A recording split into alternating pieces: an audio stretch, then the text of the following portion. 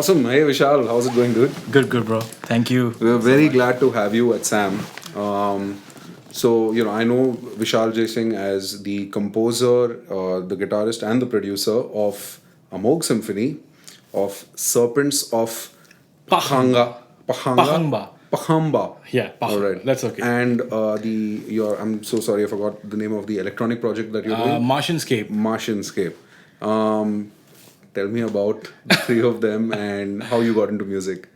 Okay, first of all, really thank you so much for inviting me because Sam's environment, I wasn't expecting to be this great. So it's like feels like home now for me. Nice. Okay, so coming to the point is my first project has always been a Moog Symphony. The initiation of the project, it's if we go a little more in details for it, it kind of started when I was a child, and I did not know anything about music or sound or songs at all when I was a baby. Almost I was 4 or 5 years old. So my grandma, she was a noted pianist and a multi-instrumentalist. My maternal grandma.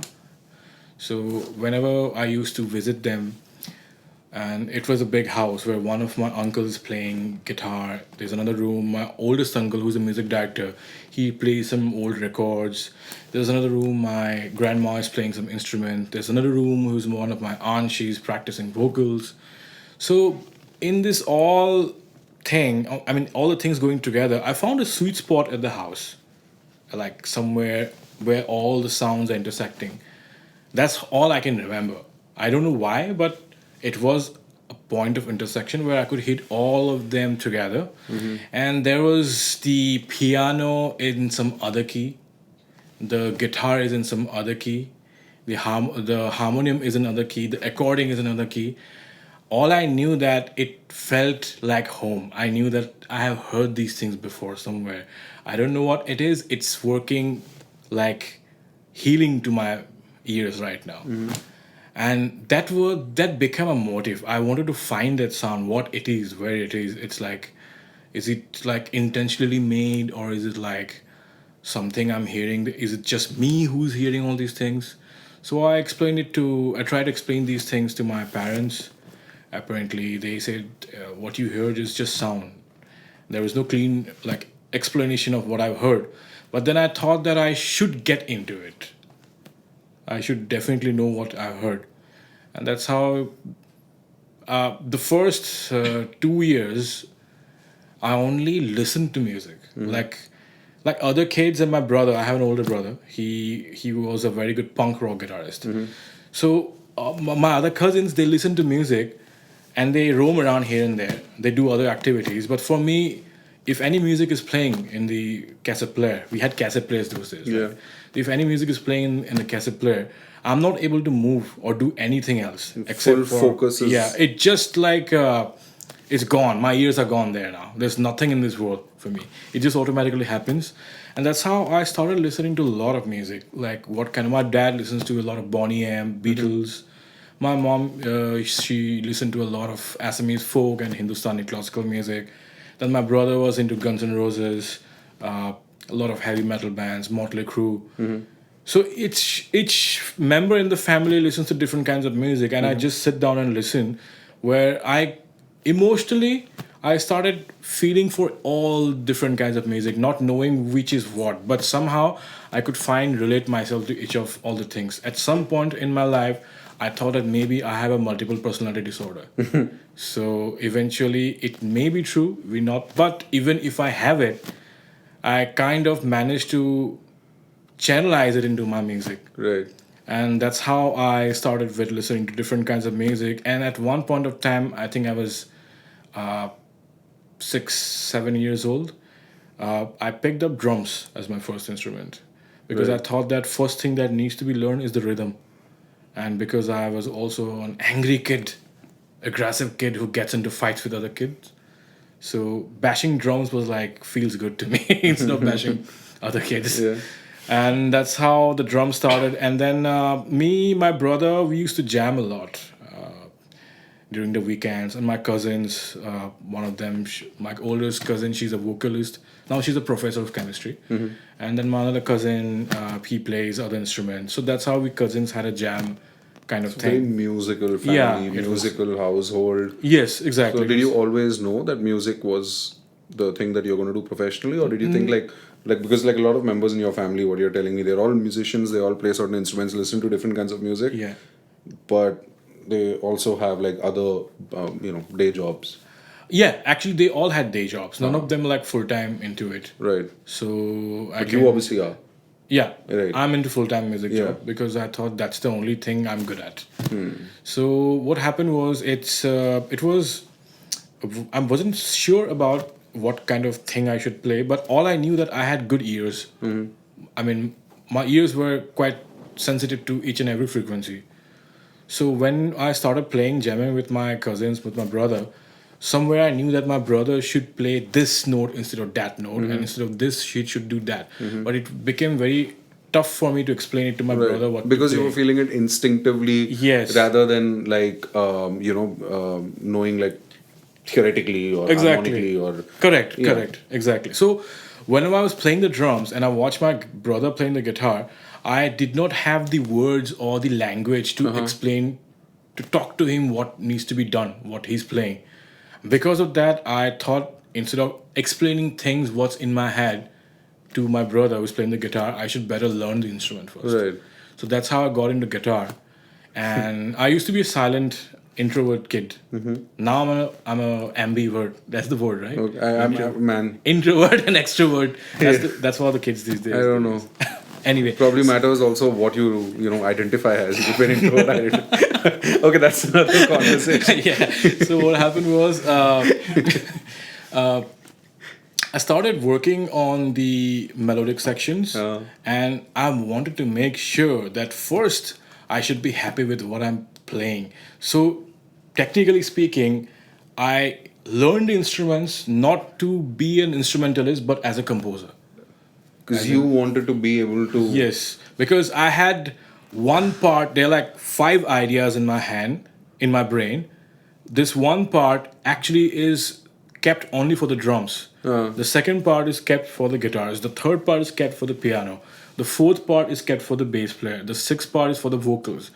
And what I was facing, the problem that I was facing when I was a kid, that I am familiar with the drum sections because I'm handling the drums myself, but the guitar player is not able to do what What's I really in want your to do. head, Yes. not able to get the sound out of the Yes. speaker, what's in your head. Exactly. So means I have to master that department. Right. And then similarly with vocals, from vocals to keys, from keys to bass, from bass then violin. So to able to create these things, I needed total control on all these instruments. So that's how it became, Right. So it's like if you ask me honestly how good I am with the instruments, I'm good for a certain style of playing on the drums. I'm good for a certain style of playing on guitars. And I'm good for a certain style playing on the bass, on keys. Like I'm a different person on every instrument. Right. So what is the use of these all different So skills? all these certain styles put together is what your music like a jazz is. drummer with a death metal guitarist, Right.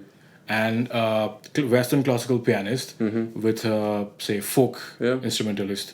So that merged, then that actually shaped my composition. It's very interesting. So the entire thing was, it's very hard for me to watch drum solo videos, guitar solo videos, because I find that it's instead of a group of people telling the story, it's just one person having, like Adolf Hitler took the mic and he's giving a speech.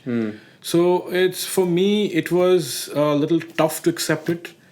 So that's when I decided I should become a music director, Nice. because I have the thing. And this is what my dad told me. And I took a lot of inspiration from my dad. He told me that if you are leading a group, and a group is filled of 5 or 6 or more than 10 skilled people of different sets of skills, if you want to become the bestest leader to lead the team, if you have 5 people in the team, you should have the skills of all these 5 people, because then how the explanation is good, the emotional action is good, everything is in your control. Suppose one of your soldier on the battlefield who's a specialist in sniper is dead, you can take the sniper. That was the explanation my dad had Wow, given me. it's pretty intense. But yeah. So, the word avant-garde gets thrown around a lot. Yeah. I think at one point of time, even when I was like just starting out, I labeled myself avant-garde, Right. and I was one of those stupid kids who didn't know any better, right? So it was like, okay, we want to be avant-garde because we don't want to be labeled into anything else. But yeah, it was a label. It was like, whatever it was. It was like probably let's call it like gent, ambient, whatever. But my point is like it was a box within, it was within a box. And you just told me now, for example, that you learned all these instruments because you were having trouble communicating to the musician the sound that was in your head. Correct. So, do you think that because you've managed to actually learn all these instruments yourself, and you yourself say like you have a certain style, and you learned it with the whole idea that I want to be able to compose my own music, do you think because you're in control of 100% of the sound in your thing, that's why it is as avant-garde as it, Somewhat, yes. If we go a little more deeply into this topic, somewhere we do have to keep the good side of narcissism alive within us so that we can take control of few things. It's basically a good leader and a bad leader. So a leadership is what? Basically knowing the direction. If you are somebody who's leading an army and somebody who's on the front, that leader, that major, should know what the moves of these enemies are. Means he has experience. That means technically he can protect his soldiers. So my whole when I'm in the band, for me the first concern is that I should not stress out my musicians, because I can take the load so much. And I'm not saying who's good or bad. Everyone has their own unique identity. So I allow the members to play things that coming from their head, but I give them motives. Like today, what we jammed. Yeah, that was awesome. So it wasn't planned. Vishnu told me that we don't have time for the jam. I said, that's completely fine. He says, okay, he said. So I sent him a motive. I can just read it. It's in the phone. This is I use a lot, basically. Where is Vishnu? So I'm sure by the time we publish this, we should be able to probably put in a little bit of that video. Once he shows, you can show us the idea. So it's basically, I say that's okay. We improve on stage. Keywords. One, these keywords are in the order of performance. One, dissonance. Two, there is no one in the groove. Three, find one in the groove. Four, free jazz improv, which Jagdeep was doing on the bass. Yeah. Fifth, Asian scales, simplification. A lot of audience could expect being the forefront member in this live band, the three-piece band, I'm supposed to play 16-note guitar solos. What if we change that concept? So I played a very simple guitar solos using only pentatonic. I mean, if you could make complex music, technically your solo should be simpler. So the people, it's always the other way around. Yeah. So this time it's the other way around. Fifth, shape shifting. Main keyword for today's performance, shape shifting. Right. So this is exactly what we've done. Shape shifting is again what? Different characters. So this is like one motive which works for musicians who had studied for years, who had good theoretical knowledge in this music, even if it's a jazz improvisation drama. Like Jagdeep. Jagjit told me that I never played metal before. So that's the whole point I want you to play today. Because you're not thinking as a metal bass player now.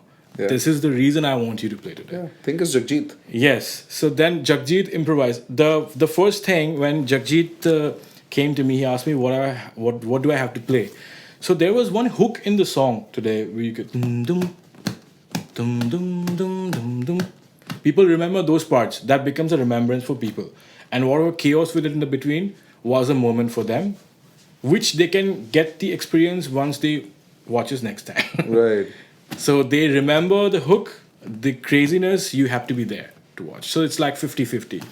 The explanation that I had given to Jagjit is that when you are playing, improvising, play with an intention that you're gonna screw up each and every note. I'm not going to play as a bassist now. I'm gonna play as a 30-year-old kid playing the bass. This is what you should think when you're playing. He asked me why. Because that's the whole performance is about. When you do that, you actually come up with out of the box compositions, which is a unorthodox way of playing for a jazz bass player.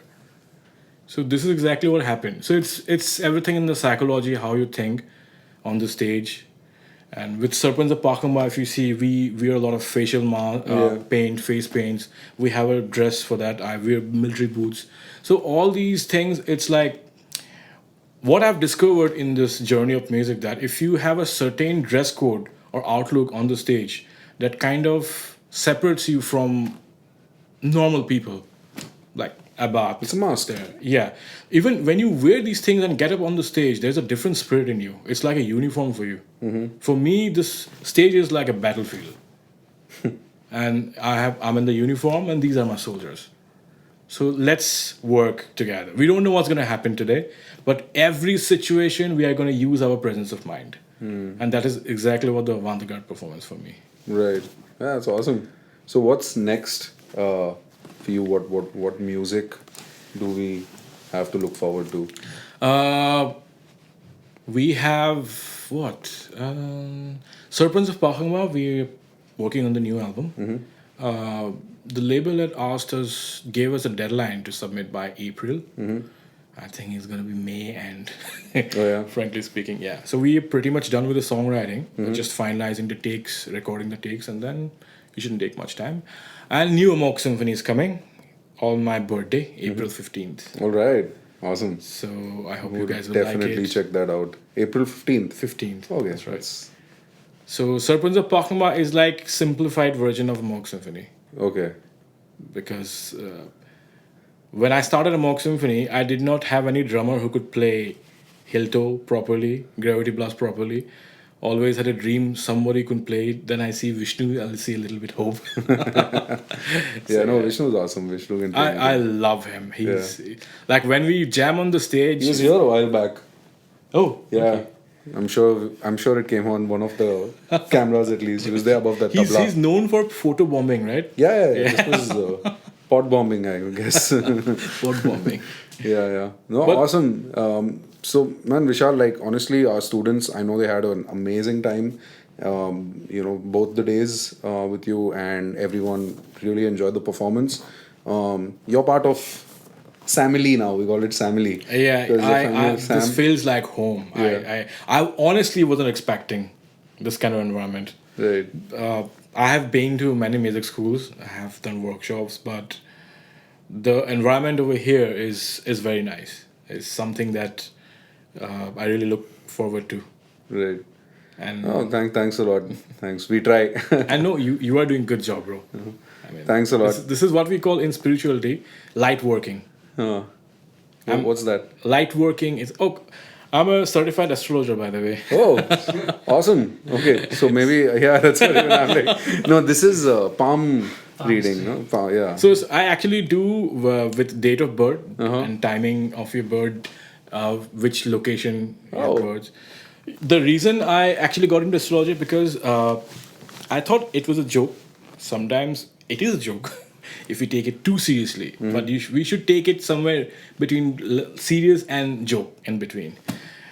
Like, say, you're a Gemini. Are you a Gemini? He's a Gemini. Yeah. So what happened when I studied? How do you did you know he's? Did you tell him you're a Gemini or what? No, he only told me when I came to your house. Oh. Yes. Oh, okay. So yeah. Okay. It's disclosed now. Okay. So no, I thought you just guessed. No, I can actually sometimes I can guess. Oh, yeah? Okay. Who is who. So yeah. So basically, what helped me is to understand musicians. Like why Guns N' Roses, why Slash and Axl couldn't work out. I told you the story. Yeah. So Axl is an Aquarius, Slash is a Leo. In astrology, these two people cannot work together. So I've been particular when I have to find my bandmates for Serpents. I look for all the best musicians and then I ask them, what's your date of birth? and I calculate, okay, we have 3 fire signs, 3 air signs. Astrologically, we make sense. So who should be the drummer? Like, drummers should be a fire sign. So we have a Varun Sood on the drums, he's an Aries. So that's why Aries musicians are more intellectual musicians. Okay. Like, they think more from the brain, less from the heart. So these kind of things I've been experimenting also with my working clients. If I'm going for a meeting with a production house agency, and if the person is like then I calculate my zodiac sign is this and this person is this, and I say, okay, let's see. You didn't ask my date of birth before No. coming to Sam. No. That's cool then. I'll take that as a compliment, I guess. So then this actually so far had worked. We'll see what happens. Awesome. So yeah, man. Thanks a lot for doing this. I'm sure you'll be back. I mean, I'm sure we're going to call you back. I hope to have you back, and I would love to come back. Yeah, and we'll do some more classes, some more performances, some more workshops, and probably next time talk a little more about astrology and the connections it has to. Anybody wants music. some astrological sessions? Please contact me. Yeah.